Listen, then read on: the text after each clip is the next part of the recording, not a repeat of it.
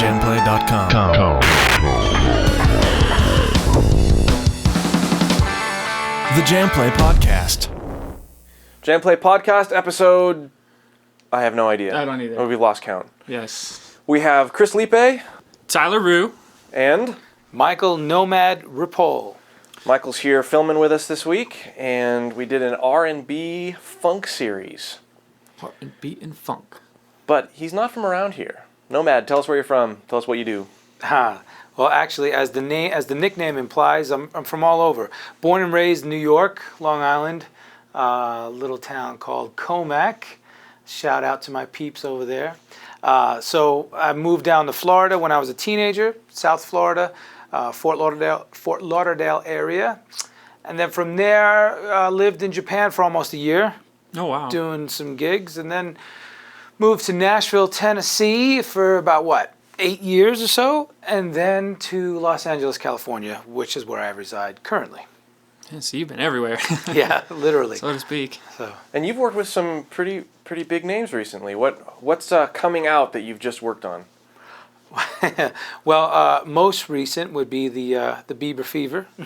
Oh, no. A little J. Bieb track that I played on. Yeah, so I'm not even sure actually which song or album. I got to look it up myself, but it's on one of his new tracks. It's Okay. played on the Justin Bieber and the new Celine Dion album and the new Barbra Streisand album. So those are the latest and greatest studio sessions that I've done. Although I just signed on with X Factor to do cool. all of the guitar playing on all of the pre-recorded songs that they showcase with the artists. Wow, that's pretty cool. Yeah. Okay, so you're going to be recording those in your own studio? Or? I just did the first one last week. Literally, this was great. The producers that I work with there are called the Underdogs, Harvey Mason Jr. and Damon Thomas. Fantastic R&B pop songwriters and producers. They're like amazing. Well, they are the official production team for the show, and they produce all of the, like I said, pre-recorded tracks that the artists sing to. Okay, so I always play guitar with them in the studio, and they hired me for it, and they called me. I think it was Wednesday afternoon, and said, "Hey, we need you to do a track, but it needs to be done now."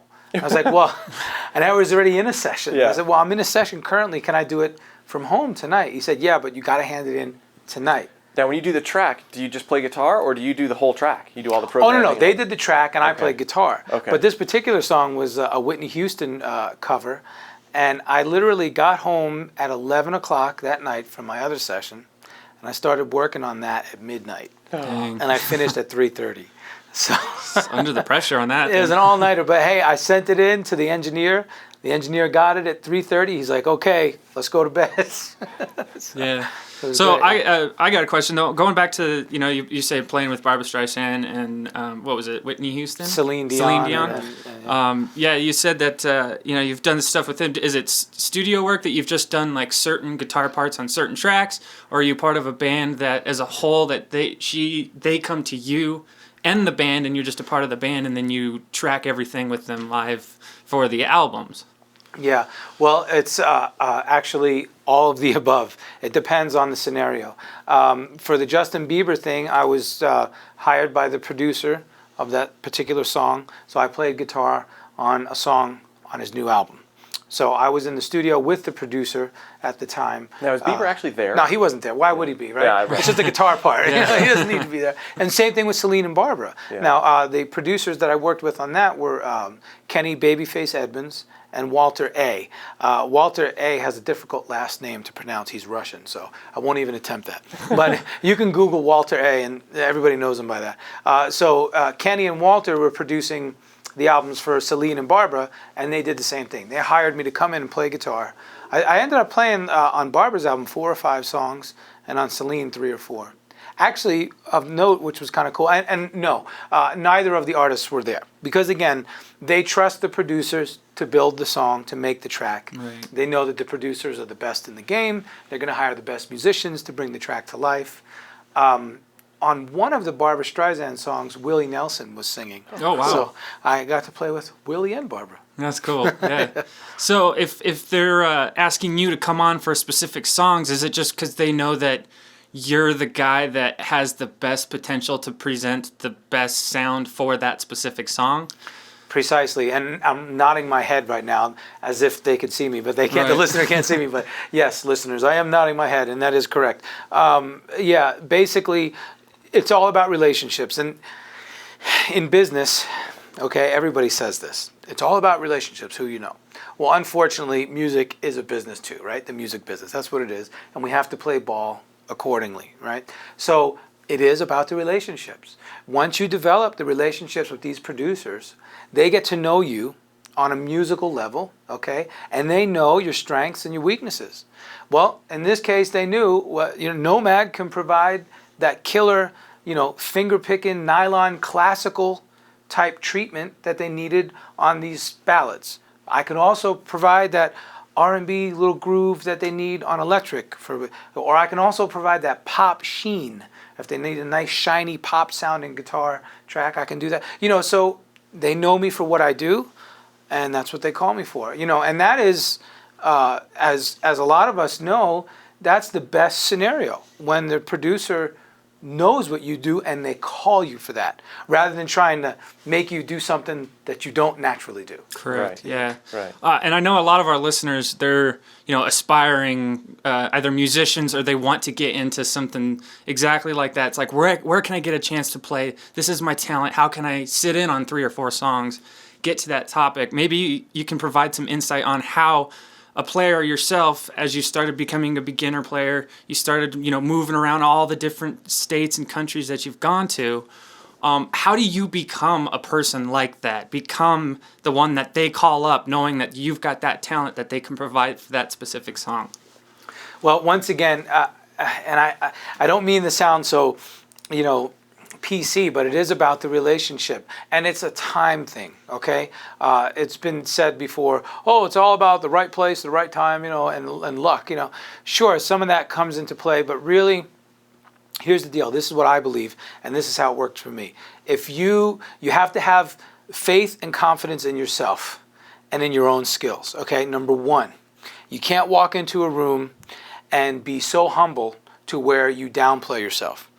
Oh man, I'm not really that good. No. You can't walk into a room with that attitude. You have to be confident and know that you are there for the reason that you got called, okay?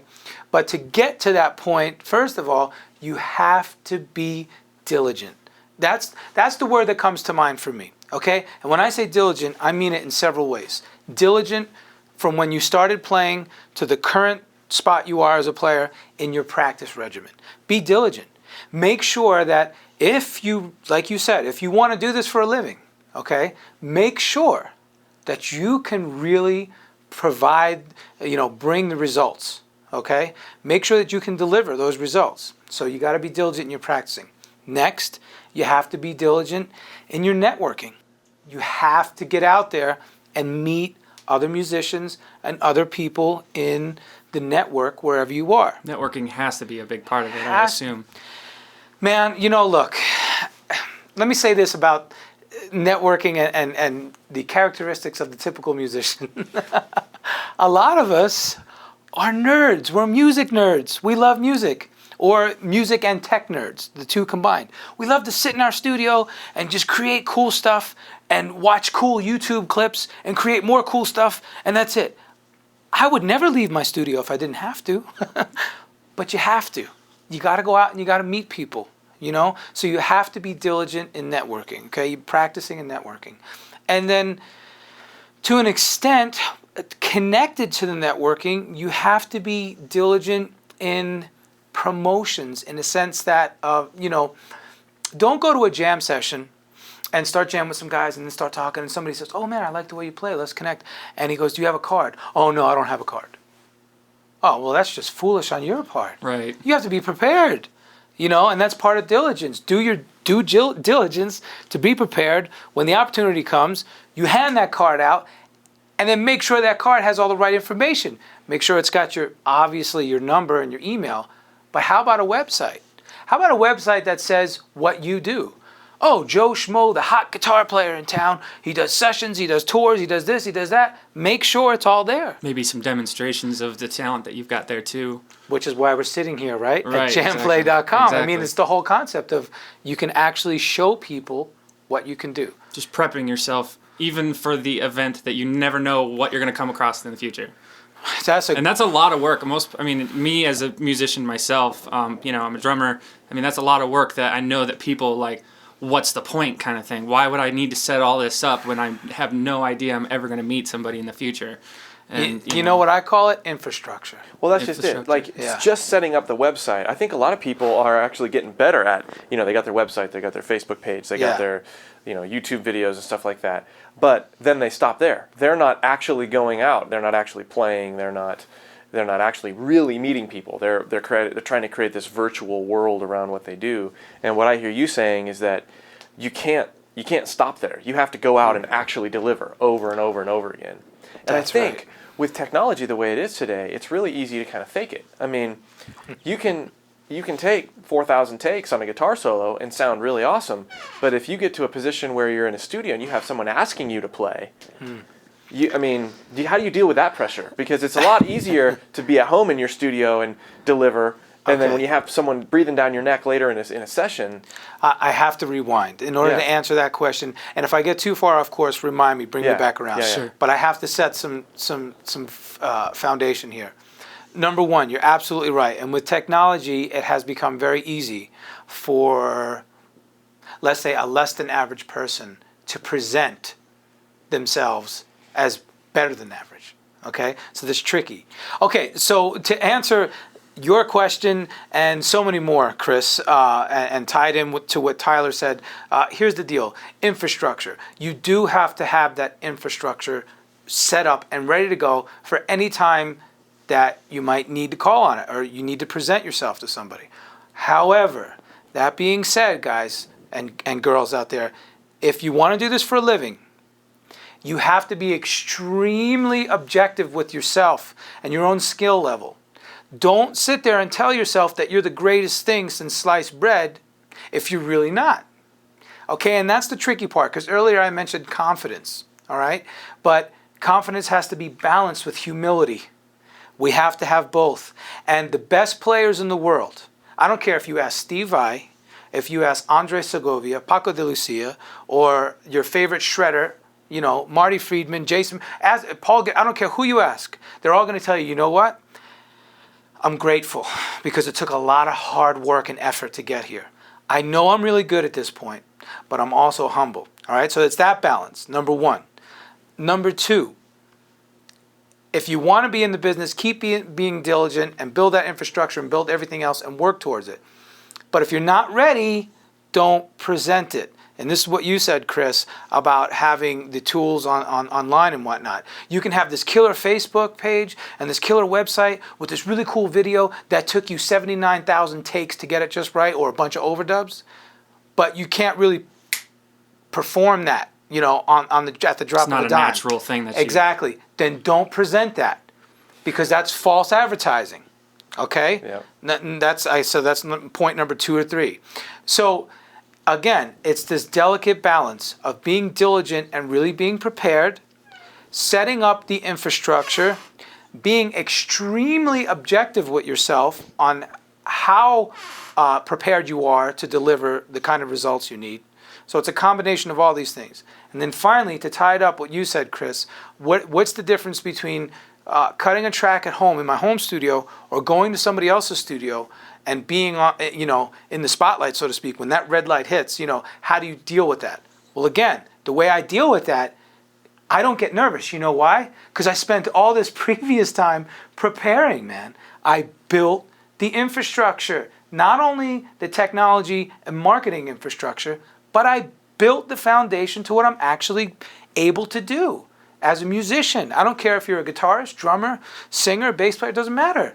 You have to be 1,000% prepared at all times. You could almost say it'd be a good idea to even set up a specific area for, wherever you're practicing or whatnot to if you eventually end up wanting to get into the industry to where you're being called upon at the moment, set up something in your own format, in your own house, to where boom, you try to get yourself surprised by something, maybe even if it is turning on the red light, and then you have to nail it on. I mean, there's different ways that I can think of personally as a musician myself that, like, man, even I could take that and say, set up an own area, and then boom, the light turns on, and I have to nail it within that first 3 minutes. And if I don't, that light goes off. I go back into another room, practice it again, get it down right and whatnot. So to me, that seems like what you're saying is just another way of preparing that infrastructure. So then when you do actually get in front of those people, you're not like, whoa, this is new. This is not new, Exactly. That's a great scenario that you just mentioned there. I think that's great. That's a great way to prepare for these, what we would call high pressure situations. Yeah. So we're all sitting here wearing these nice black shirts that say, I like Nomad. .com. Thank you. And this is a fairly recent thing for you, right? The Nomad thing. What started this? And tell us what Nomad is and how that's different from Michael, the studio guy. Yeah. I really appreciate you asking that. My whole life I was known as Michael Ripoll. My father is Cuban. He's from Cuba. So the last name is a Spanish name, theoretically, Ripoll, right? But you don't really pronounce the R too much, and everybody wants to put an I, Ripoli, and it's not Italian. Although my mom's Italian, I'm half Italian. So my dad being from Cuba, we got the name. Actually, that last name is Spanish origin. It's really popular in South America. It's like Smith in South America. It's like so popular, right? Actually, Shakira has the same last name. Shakira Ripoll, that's her real name. Okay, but that name is not very memorable, Ripoll. It's memorable because it's different, but it's not memorable because everybody has a tongue twister. Nobody likes saying it because they mess it up. The lady this morning at the hotel checked me out. Oh, Mr. Ripoll, did I say that right? Actually, you did. I get that all the time too. But so Ripoli, Ripoli, Ripolini, Ripple, I get them all, right? It's so I figured, it's always bugged me. My whole career, and just my life in general. It's like, oh man, I hate it when people butcher my last name, Okay, so that's one reason. Then the other reason was like, man, I need something memorable. Going back to infrastructure. I said I prepared my whole life. I really did prepare to be a studio guitar player, versatile in all areas.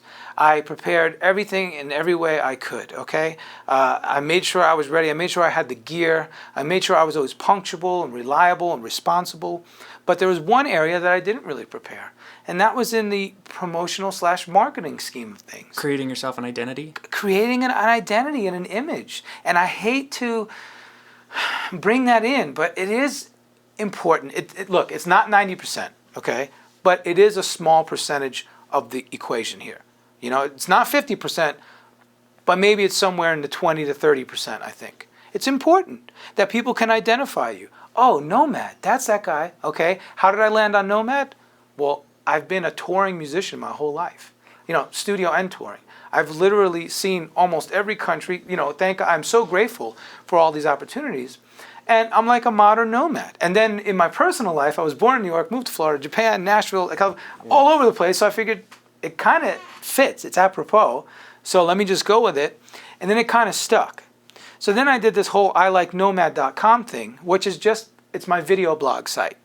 So then I said, you know what?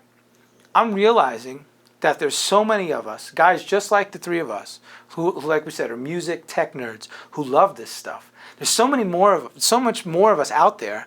Let me show everybody out there in cyber world what it's like behind the scenes to be a real studio/touring guitarist, or what I like to refer to as a career guitarist. And so this blog, this isn't just about a little camera in the corner of your studio. You've got you took pictures of the mountains when you were up in Rocky Mountain National Park yesterday. That's right. And you take pictures when you're on a boat fishing. Or this is basically people following you, much like they would on Twitter, except for it's with videos. With pictures and videos. Yeah. That's absolutely right. That's it. Just documenting your travels. Document everything. Everything that influences you as a person and a guitar player. See, that's so right. Interesting because I think a lot of people miss that it's not just a guitar we're following or a guitar player. It's an actual person. That's right. And they get to absorb, man, he's driving around the mountains right now, or he's going deep sea diving, and oh, how neat. That's it. It's that old parable, it's not the destination, it's the journey. Yeah. Well, that is true, so to reinforce what you just said, that's what I realized, that it's the journey. And look, I'll tell you, how I knew that this would work, and when I say work, or that, people would react positively to it, is because when I was 13, 14 through 18, 19, 20 even, I worshipped players like Steve Vai and Joe Satriani and Paul Gilbert and Andre Segovia and Paco de Lucia and all these guys that I love, and Jimi Hendrix and whoever else. And I always thought they were so mysterious. Right. But I always said to myself, man, I want to go have lunch with Steve Vai. I just want to pick his brain. And I knew that could never happen. But what if it can kind of happen? And that's what this thing, with online and the videos, it kind of allows you a sneak peek. Well, even Vi is waking up to that a little bit. I mean, he's got a lot more things on YouTube. Absolutely. A lot more conversational kinds of things, candid sorts of things that he never had before. Never had before. But he's realizing, guys like you are doing that, and people are following that, and so they can't be as mysterious anymore. They have to be a little bit more approachable. Well, I'm sure it's inspirational too to a lot of people who are following you. It's like, not only do they get to do the great things they do with guitar, but look at what they're doing with the life not they get playing to lead. guitar. They're out doing all this other stuff because Right. of the dedication and the work that they've put into all the effort behind guitar, studio work, all that kind of stuff. Boom, you're done with your studio. You get to go explore. You get to do all this other stuff that's on the side with it. That's right. All comes with, the work that's gone into it. And that allows what you've done, obviously, with the whole website and stuff. That's right. Really allows people to get a chance to see the full benefit of all the hard work that goes into one instrument, where it can take you. So to me, that's inspirational. That's a nice distillation of everything that we just said. That was well said, yeah. So, does Nomad have original music? Yes, sir. Thank you for asking that as well. Yes. Boy, some of my answers might be long-winded, but that's why we're here, right? Yeah, so hopefully the people listening are enjoying. Just don't run out of breath. Growing up, I had that desire to be a session/touring cat from early on, literally when I was a preteen. And thanks in part to my dad. I mean, my parents, I loved them so much, and my dad especially really made sure that I had all the tools I needed. And he helped me prepare in this essence, but he also told me two things. He said, make sure you can read anything, music. I want you to be able to take any piece of music and just read it on command. He says, because if you can do that, you'll always work. And then he said, be as versatile as you can. Make sure you know how to play every style, because, again, you'll always find work that way. All right. Well, that information with my own passion just to be into every kind of music, I literally loved everything from folk, jazz, country, rock, blues, Latin, flamenco, R&B. I mean, you name it, So I had all these styles swirling around as a player. And then I started writing songs probably when I was in my late teens. Yeah, late teens I started writing a lot.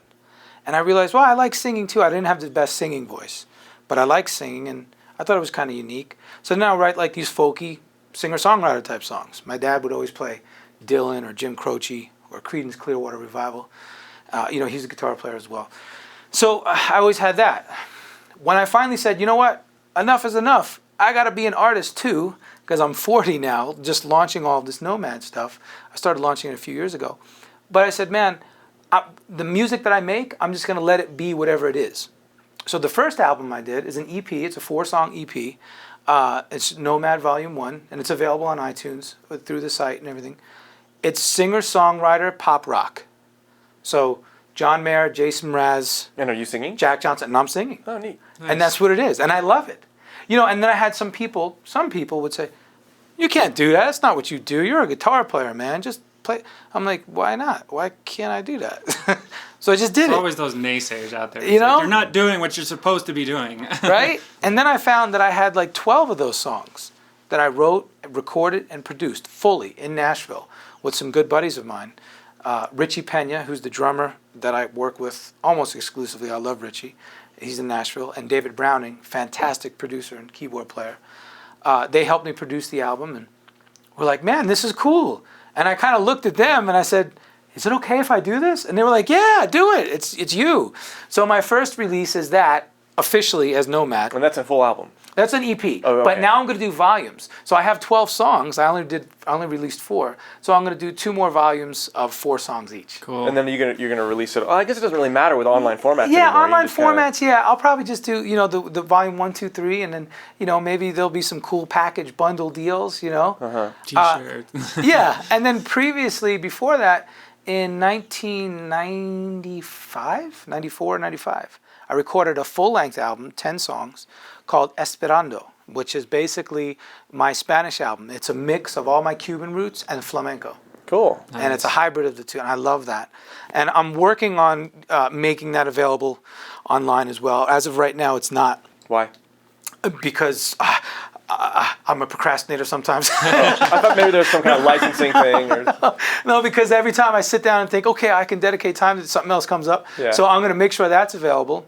And then in 2003-ish, around there, while in Nashville, that Spanish album I recorded while living in Fort Lauderdale. I did it down in Miami with some good producer friends of mine. And then in Nashville, 2003 era, I recorded a contemporary jazz album, but also with some Latin influences as well. And those 2 albums are instrumental. But those were recorded under Michael Ripoll. But no record label, they were just me. And on that album, a fantastic jazz saxophonist produced that for me named Kirk Whalum, who is a dear friend to this day. He's a monster. What a monster musician. And he helped me produce that. So to tie it all back in, like what you were saying, what's so cool about the internet and everything and the technology is now I can bring all that old music, all the new music I do as Nomad, make it all available. And it doesn't matter if it's instrumental or vocal or rock or jazz or Latin. It's just a combination of all those things. It sounds like to me all those things during the time as you were experiencing, as growing as a guitarist. The first albums all kind of more flamenco, classical. That's who you were at that time. That's who you were going for. And then you got this kind of jazz thing that you did, say, 93. Yeah. And you haven't released any of that stuff yet. And now you're at the point to where you've almost created 2 different identities. You've got the Nomad, this is you, and then you've got the Michael stuff that you did in the past. Yeah. I mean, to me, that just makes it seem like more candy for people to want to really gravitate towards you, I'm so glad you see it that way. That's pretty cool. Because I was hoping that people would see it that way. That's how I see it. And that's something that you never intended to happen. That's just what's happened as you've grown as a musician. Right. In my eyes, Work. from what I've seen. No, that's from right. all your work that you've done. That's true. That's true. So I think every guitar player has this point in time where they kind of got bit. Like there's this one guitar solo or this one video they saw or whatever. Describe that point for you? Boy, you guys ask the best questions. I just love the questions you ask and the way you put it all. It's perfect. I mean, this is definitely a guitar nerd session. I love it. Man, Eddie Van Halen. I mean, hands down, bro. Eddie Van Halen. Do I need to say it again? Eddie Van Halen. I can't say that enough. I mean, he is the reason, next to my dad, he and my dad are the reason why I play guitar. Was your dad a professional player too? He dabbled as a professional player. He was a drummer, trumpet, and guitar. And he always dabbled, but he was a construction contractor, amongst many other things. Now he's an entrepreneur. He's always been an entrepreneur. But I can almost pinpoint it to the day. Not really, but almost. 1984, we were living in New York, and my dad just got cable. It was like cable was just fresh, and it was in the cable boxes back then used to be these little square rectangular plastic boxes with these little buttons on them, and you would push the button to get to the specific channel. I don't think either one of you are old enough to remember that. I barely remember it, But we got that little cable box, and it had a hard wire attached to the back of the TV. Really neat stuff, right? And MTV was there. Now, I didn't know what MTV was. None of us did, right? I must have been 12, 13.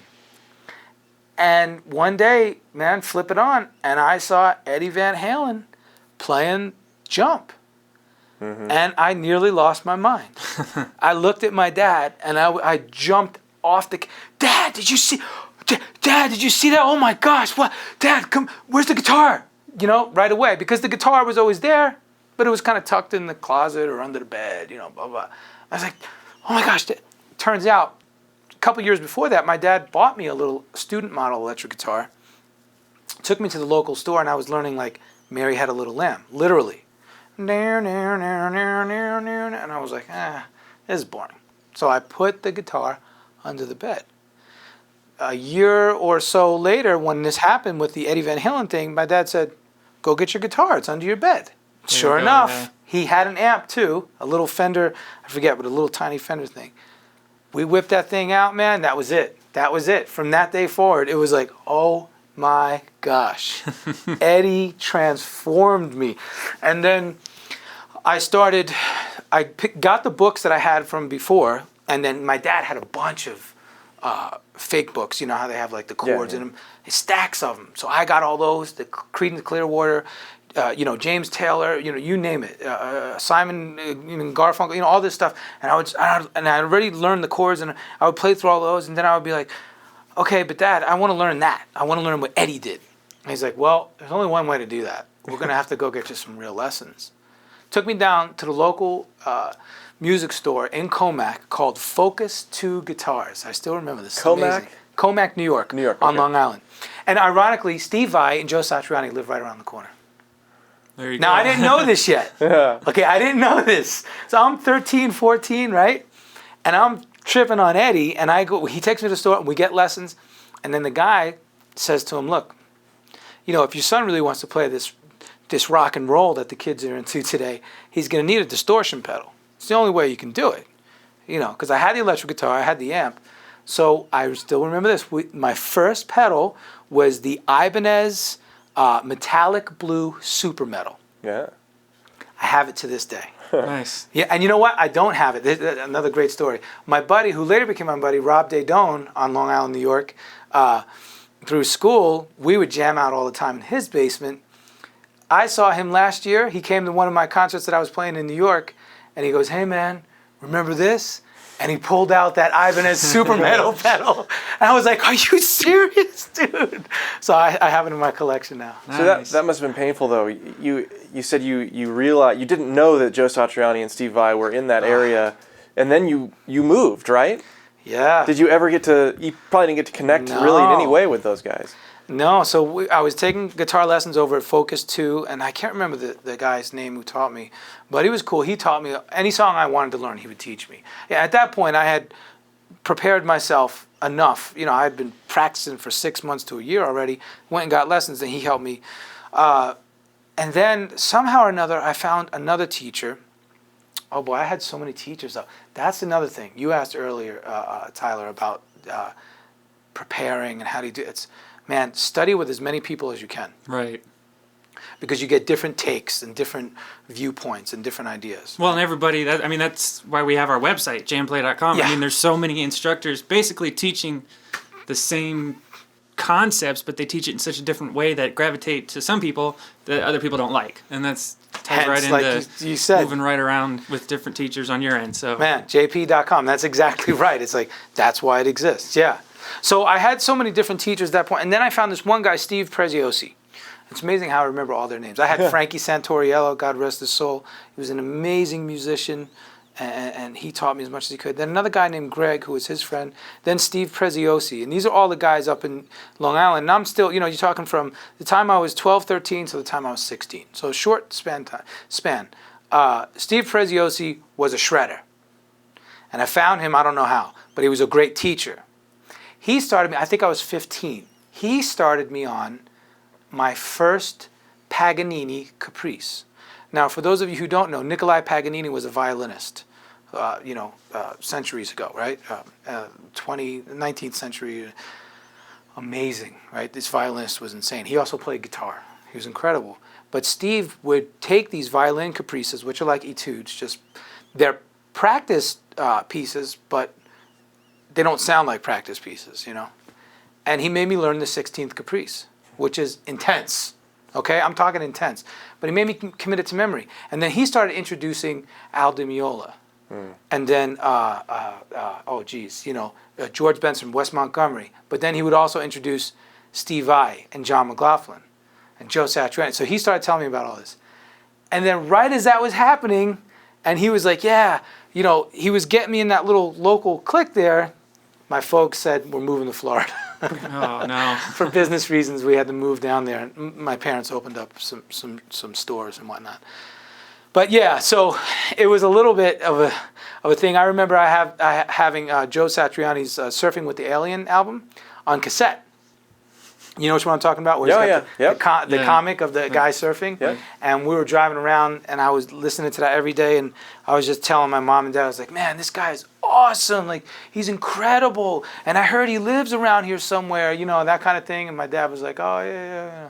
But then we moved, so, oh well. Yeah, but it seems like even before you left, though, that they gave you the tools to... Oh, yeah. To then once say you're in Florida, you're like, man, look at what I know now. What else can I take this further? Even if you have to do it on your own.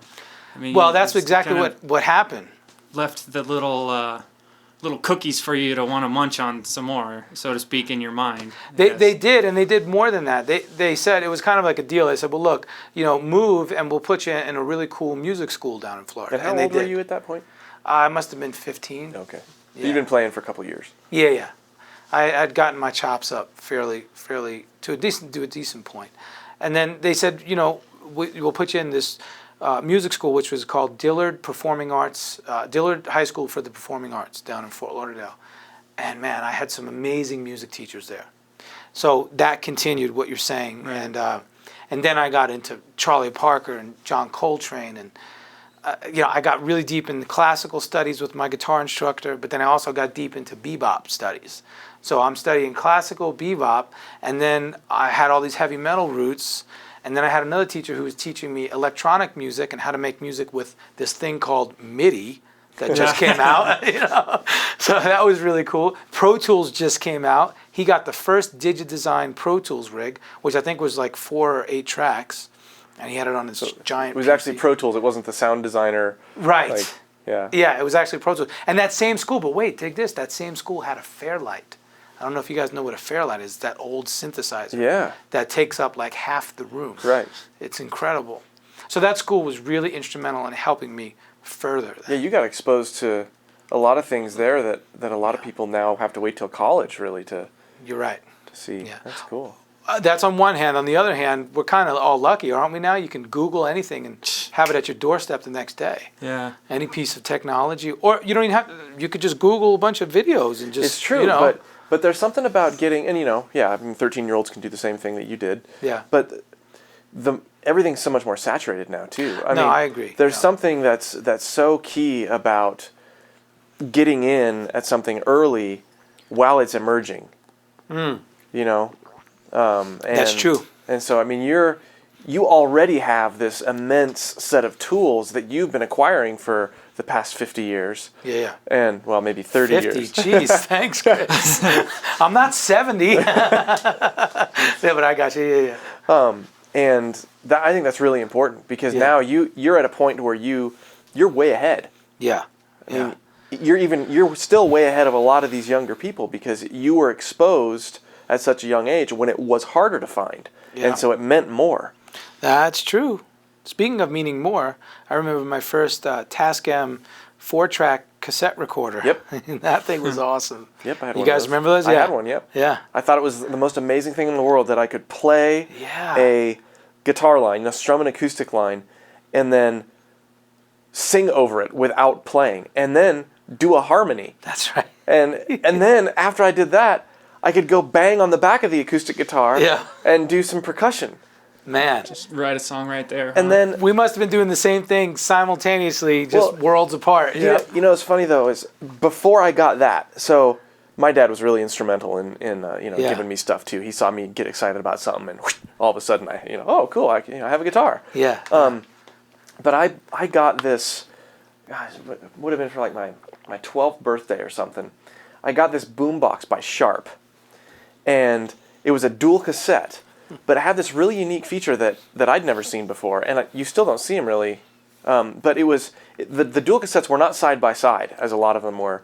They were one behind the other, and it had this feature where you could record anything you wanted on deck 2, and then you'd put that tape that you had, this regular old cassette, in deck 1 and press record, and you could record what was on deck 1 onto deck 2 while you added something from a mic or line. Really? And so the only way to, and you could have unlimited tracks, right? Because you just keep switching the cassettes. Yeah. And so I went crazy with this. I had my electric guitar, I had my acoustic guitar, and I had vocals, and I kept switching the tapes back and forth. But after maybe 4 or 5 times of that, as anybody who knows what cassettes are all about, you had a lot of tracks. You had no panning, and you had tons and tons of noise. Yeah, right. And so when I finally got the 4-track, man, you could do 4 tracks without adding noise. And then with all the overdubs, what do you call when you would stack them like that? There was a word for that back with tape. Mix down. A mix down, a bounce. Yeah, bounce. Bounce. When you bounce, and then you can make 12 tracks. Again, it got noisy, but yeah, that's Right. the idea. It's funny. So, what was the brand of that boombox you said? Sharp boombox. See, I had a Memorex one. And it did the same thing? It did the same thing. It was yellow and black. And you could like switch the tapes back and Yeah, forth. it was hilarious, man. Yeah. That's so funny, man. Yeah. And So there's more of us out there. See? sure. But it's so funny seeing like there's this little thing, and back then it was such a big deal to be able to overdub and do that kind of thing. And then I remember when mini discs finally came out, and That's right. That technology had gotten better to where you could do multi-track for cheap anyway. Sure. But when mini discs came out, I was like, really? Non-destructive editing on a little disc without a computer? Because computers sucked at that sort of, at that point. And so that was really cool too. But those guys didn't last very long. No, that's funny. I had mini discs for a while. I used to do a duo. I had a duo act with me and a female singer, and we would go out and I would play and she would sing and I would sing as well. But I would do it since I had it in school. I would prepare all the tracks, the sequence tracks via MIDI, right? And then I would bounce the tracks down to the mini disc player. Mm-hmm. And then I would put up maybe like a rhythm guitar track or 2 on the mini disc, and some background vocals and everything, and we would carry the mini disc player around. And actually, that's how we did a whole tour in Japan. Well, those were great because, and you can sort of do this on iPhones and stuff now, but those things were so awesome because you could edit on a little mini disc. I mean, you could that's right. move parts of the songs and it's incredible. Amazing. You're just now being able to do that on phones years and years later. Yeah, they do have some pretty nice apps out there now that allow you to do essentially the same thing. Yeah. To an extent, but I mean, me being my age, I didn't play around with any of that. And a drummer, all I was doing was just banging on stuff. I wasn't recording anything, or I think my part, I was first in a band in middle school, and we would just jam out to Limp Bizkit songs in my dad's basement, Right. And we really didn't have a chance to record any of it, but we were practicing it all the time and whatnot, and we didn't really tap into any of the recording stuff for quite a while, so. But now you're probably doing that, right? Yeah, we tried to, but my band now, I mean, we've got our own rig set up in our practice space, which we have a really nice warehouse practice space to where, we have a couple overhead mics, and we just record even on just our practices. Yeah. And then we send those out to everybody, on a Monday or Tuesday. We all listen to it through the week, figure out what we can change or what needs to fix for songs and whatnot, and then we come back. So we're literally practicing when we're not at our practice space, which is what technology has allowed us to do. Awesome. But listen to what you just said. You're doing exactly the advice that I said earlier. You are preparing, you're being diligent, you're preparing, and you're setting up your infrastructure in more ways than one, right? Mm-hmm. See, so everybody take note of that. And how old are you, Tyler? I'm 26. 26. Okay, see, that's great. But you're doing it. You're not talking about doing it. You're actually doing it. And it doesn't matter the tools, because Chris had his tools, I had my tools, and you have your tools. But we were all, adamant about figuring it out one way or another. And so we did it. We were proactive. Yeah. That's it. As kind of a side off topic, but I know a lot of friends and people around the area who play a lot of live gigs, but it's almost to the point where I feel that they're oversaturating themselves. I kind of wanted to get your take on that, since you've been all over, you've played in a ton of places. A lot of the people that I know, and I even get scared that we might be doing this sometimes, that we just oversaturate ourselves to where, you play 2-3 times a week at the same places all the time. Is it to a point where that's almost hurting you, or is it, obviously you're getting out, you're playing live, it's more practice for you, but people just don't end up showing up because it's the same thing that you've been doing over and over. And I'm, it's as somebody who's gone around the world and who's played with so many people, and personally, my take on it, knowing my local area and my band and whatnot, that's kind of something I was interested in asking you. So sure. Well, I think it really depends on the end goal.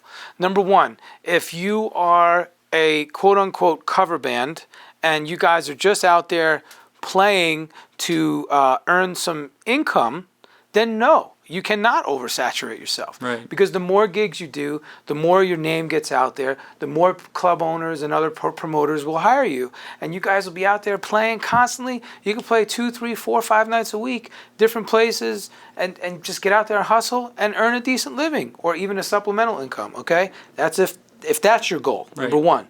Number two, if your goal is to be an original band, as an artist type band, okay, then yes, you will oversaturate yourself, but only in this little market. So, and I'm not trying to make it say, oh, this little town. No, I don't mean that. I mean, sure, this market is so small compared to the globe, okay? Exactly. So don't worry about that. I will say this, though. The more you play, the better you get as a band. Okay? So that's important. So if there's 4 or 5 guys, 3 to 5 guys, that you guys are going to be a band no matter what, okay, and you guys are committed, then the more you play, the better it is. Because you guys, in a year, 2 years, 3 years, one guy will cough, the other guy will yawn. One guy will spit, the other guy will rub his eye. You guys will be so in sync. It's like you're almost one being. You know what I'm saying? You guys will just function as a unit. So it's delicate. On the flip side is if you're an original band and you want to present your original music to the world, you can't play too much because the more you play, the better it is. Can you overexpose yourself in the market? Yes. I think you already figured it out, though. You guys have a warehouse where you practice. Right. So you can literally play there 7 days a week, okay, and get tight, and then maybe only decide, you know what, guys, we're going to do 1 gig per week. Or we're only going to do 2 gigs per month, every other week. Or we're only going to do 1 gig a month. That means we got 12 gigs, but you better believe every time we do one of those 12 gigs, it's going to be an amazing show. It's going to kill it, yeah. And that's been my mentality that I try to present to our band at least, but it's just, again, I've got a ton of friends with all these other bands, and it just seems to me like they're always playing the same thing over and over and over, just at these different locations, and it hurts because the people who are used to be excited to go see them, they're not coming out anymore, and it's just kind of like, what is there out there, either that you can change or man, it's hard to say because tough. Pick some of your favorite bands: Limp Bizkit, Stone Temple Pilots, Pearl Jam, whatever, Van Halen, Led Zeppelin. If they were just right around the corner playing every night, you'd be like, oh yeah, Zeppelin's playing again tonight. Yeah.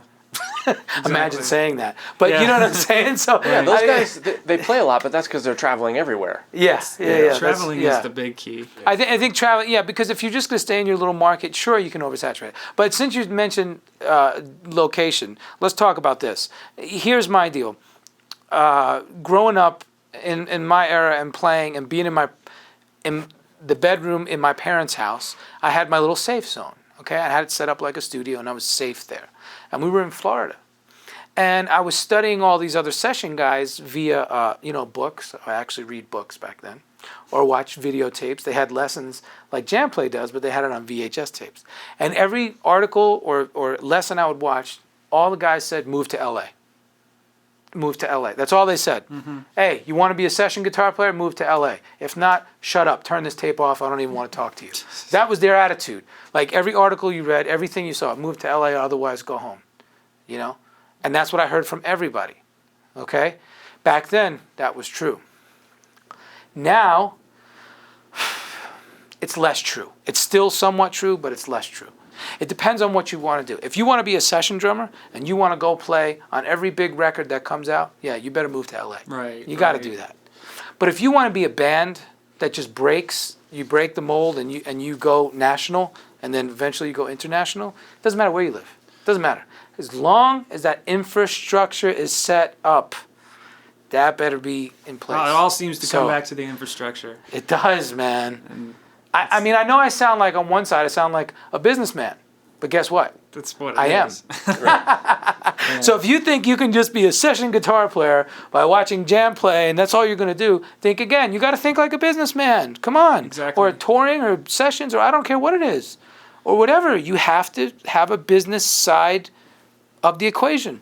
Well, it's been nice too, though, that to see that all across the country, everybody back in the day when you said you were watching those videotapes, those VHS, gotta be in LA, or New York, or Nashville. Yeah. It's like nowadays you start seeing these other cities. I know Denver's popping in the music scene right now. It's Chicago. Chicago is another great one. I mean, you've got these other areas where people can turn to outlets that isn't such a big dramatic move to go to LA. It's like what's Chicago, Denver. There's all these other places who are really starting to support music, and you're seeing these big names come from there too. And it's like you said, it doesn't matter where you're at, as long as the infrastructure's there and you can generally get to a location that supports. I mean, it's not like you have to do East Coast to West Coast, you know? That's right. And if listen, all the listeners out there that are tuning in, if you're in a band and you want to get out there and you want to hustle and get your band known and book gigs and play around the country and eventually around the world, get the infrastructure set up, have your EPK, your electronic press kit, have all your cool videos, make sure your videos are cool, make sure you have some good quality videos, don't have some cheesy, terrible shows where you have Grandma and Uncle Steve, you know, I mean, come on. Let's put on some good shows on this video so you have the tools, and then start doing regional tours, small regional tours. And if you study any online music business course, okay, that's what I'm teaching you right now. I'm giving you a little plus right here, a little golden nugget. Right. That's what they teach you, regional. And that's nothing new. 10 years, 15, 20 years ago, you'd have to start regional. Build a buzz regional. So you're in Denver, you're outside of Denver. So find 4 or 5 other cities that are each within less than 100 miles from here, right? This is your home base. Go out, bam, tackle that region. In a year, when you tackle that region and everybody knows the name of your band, then move on to the next region that's close, you know, and build it like that. However, as you do that, you better be collecting data. Collect the emails of your fans, okay? Because that's another music business, tried and true. Email is still the best method to connect with your fans or the people who are interested in what you're doing. A direct email response from somebody who wants to be on your list. You can't just take people and put them on your list if they don't want to be there. That's considered spam, and that is illegal, right? Okay? Right. So, you know, the people who want to hear about you, direct inbox messaging is still the best. From what I understand, and it's proven to work for me too. I have a newsletter with iLikeNomad.com, and you can sign up for it. And if you sign up for it, you get everything that's going on in my world. If you don't sign up for it, I'm not going to send it to you because I don't want to make you mad, you know? Right, so. correct. Well, the key to what you're saying is realizing that at some point you need to figure out, you don't need to figure it out, but you need to realize that your music is only going to be exposed to huge mass audiences if someone else figures out they can make money off you. There you go. And so if you're building a regional following and you're building a bigger and bigger and bigger following, then perhaps one of those producers or one of those guys that has the connections, they're the ones that are going to go, oh, these guys have a lot of following. People would want to buy a recording of theirs, or people would want to buy merchandise from them. And then go to a show, and then they kind of take it over. Yeah. And that's how that happens usually, right? That is right, but that is true. But let's also take this into consideration. It's not so much about the record labels anymore as it used to be 20 years ago, okay? Let's take DJs, for example. Today, you know, here we are at JamPlay.com talking about, you know, being diligent and perseverant and persistent and practicing your butt off. And, you know, DJs, they don't have that musical theory background that we as guitar players, bass players, or drummers might have, or piano players. But man, they're blowing up right now. They're huge. And you know why? Because it's some cool music that people want to hear. It's fun. Okay? And I think a big part of what you're saying there is it's a community where they all support each other. There you go. I mean, me being a huge trance and all this kind of, I'm a fan of all that stuff, go to a ton of shows. Yeah. But they're artists that share their music with each other and say, hey, do a remix of this. Let's see what you can do with it, you know, that kind of thing. So it's a big mishmash of everything that just ends up everybody knows everybody's name because everybody's sharing everying with everyone. Now, I will say... And you won't see that with rock or stuff like that because it's totally different media. Well, there's too many egos in rock. I mean, come on, as guitar players, we all have guitar egos anyway. You want to be that guy. You could shred that lick? No, I can shred it too. Hold on, let me slow it down again. Let me see what you did. No, wait, press pause. So, but, man, it's so funny you say that, and it's true. Man, no matter how you look at it, there's so many different ways to slice the pie here. But I think we're all essentially saying the same thing. Yeah, exactly. So you've spent time developing a high level of skill in all these different genres. You mentioned, 20 of them at the beginning of the podcast.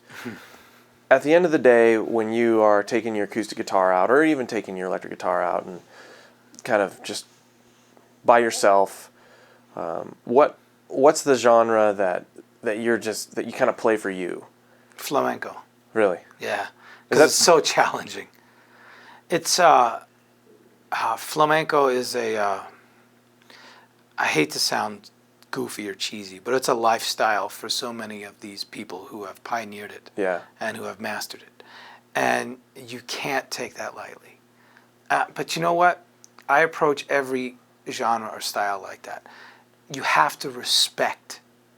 Not only do you have to respect the music, but you have to respect the culture, okay? And you have to know something about it.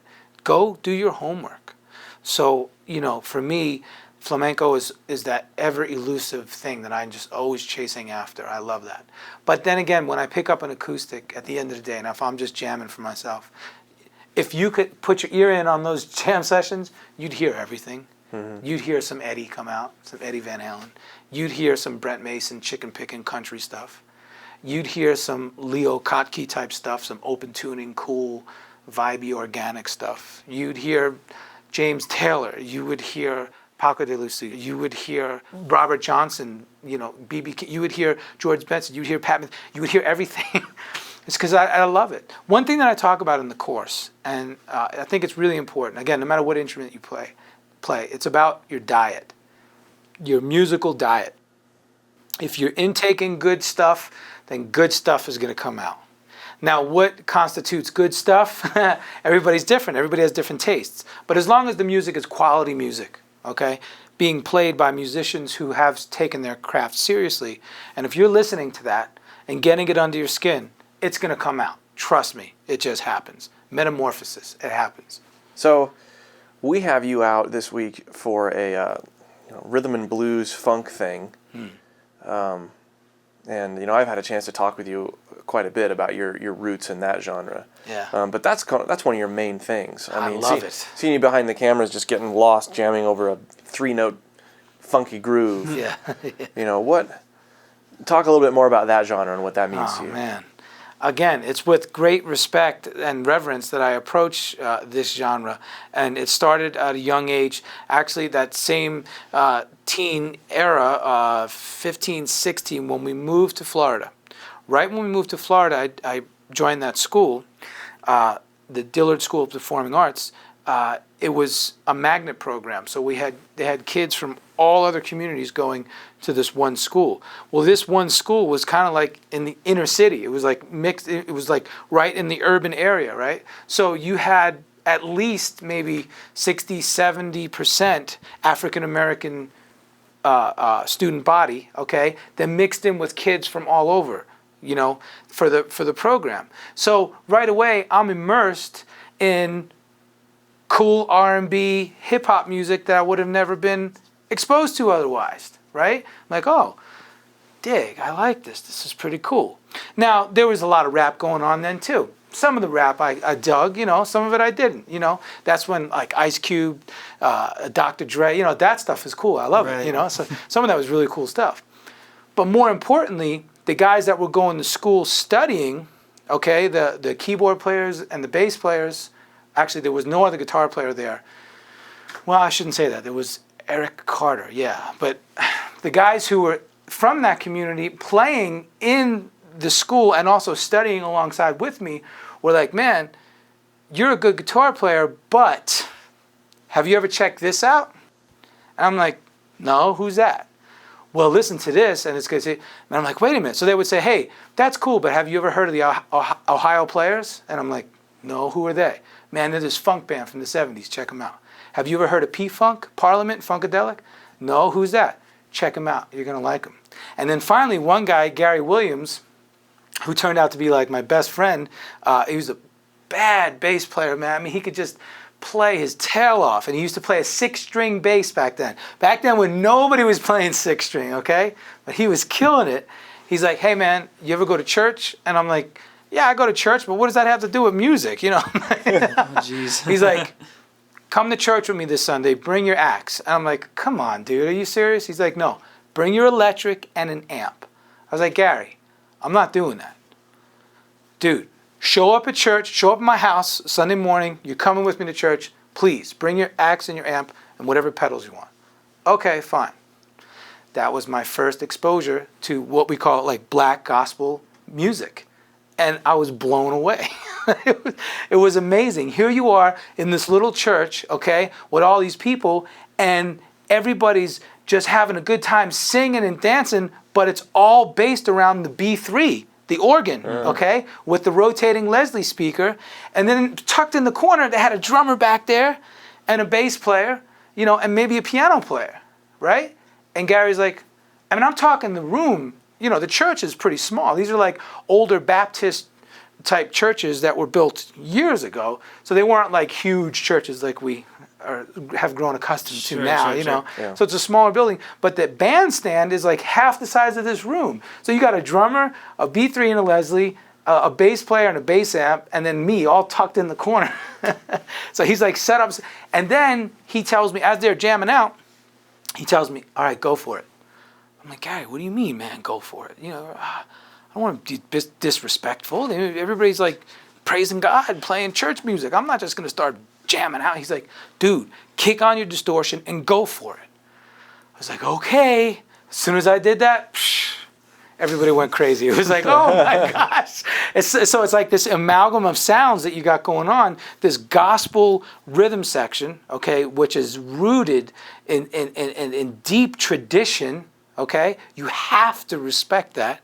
And then the second thing, you know, I'm in God's house. Like I'm going to be respectful of that. I'm not going to mess with God. You know, He's God. You know, so if He doesn't want me playing electric guitar in His house, I'm not going to do it. You know, but come to find out, He doesn't care. Hey, music is music. Play it. You know. So we start playing, and it's just this explosion in my head, and I'm like, oh my gosh, I got hooked. I was hooked.